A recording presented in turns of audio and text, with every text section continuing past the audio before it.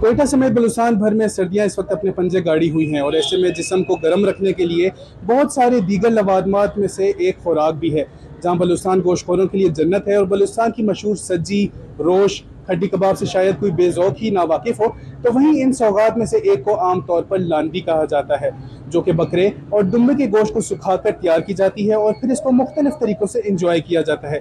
لاندی کی ہسٹری کیا ہے اور یہاں کے لوگ اس کے بارے میں کیا اظہار خیال کرتے ہیں، آئیے جانتے ہیں۔ لاندی جو ہے وہ سردیوں میں اس لیے زیادہ پسند کیا جاتا ہے کہ ایک گرم سوغات ہے۔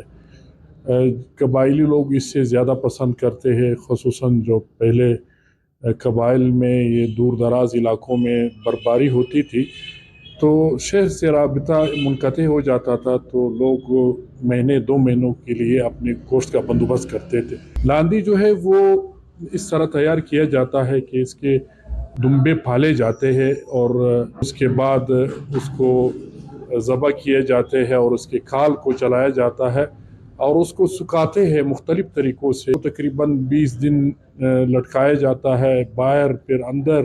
مہینے کے بعد یہ خشک ہو جاتا ہے، بڑا محنت کرنے کے بعد خشک ہو جاتا ہے۔ زیادہ تر سردی سے بچنے کے لیے بہتر ہوتا ہے یہ، تو اس وجہ سے ہمارے لوگ اس چیز کا زیادہ استعمال کرتے ہیں سردیوں میں، گرمیوں میں نہیں۔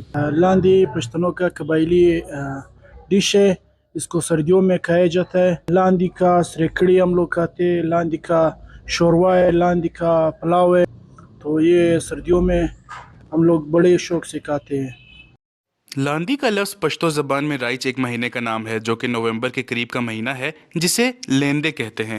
یہ گوشت انہی مہینوں میں خشک کرنے کے لیے رکھا جاتا ہے، اسی لیے اس سوغات کو لاندی کہا جانے لگا۔ لاندی کو کہترانوں میں سیالہ اور پنجگور اور اس کے مضافاتی علاقوں میں تبائی کہا جاتا ہے۔ کوئٹہ کے شہریوں کا کہنا ہے کہ وہ زیادہ ترجیح دمبے کے گوشت سے بنی لاندی کو دیتے ہیں، جس کا گوشت سفید ہوتا ہے اور سردیوں میں مزیدار بنتا ہے۔ ساتھ ہی یہ گرم بھی ہوتا ہے اور سردی کی شدت کو کم کرنے کے لیے ایک بہترین خوراک ہے۔ رپورٹر محمد بلال، کیمرہ مین یاسر کے ساتھ وش نیوز، کوئٹہ۔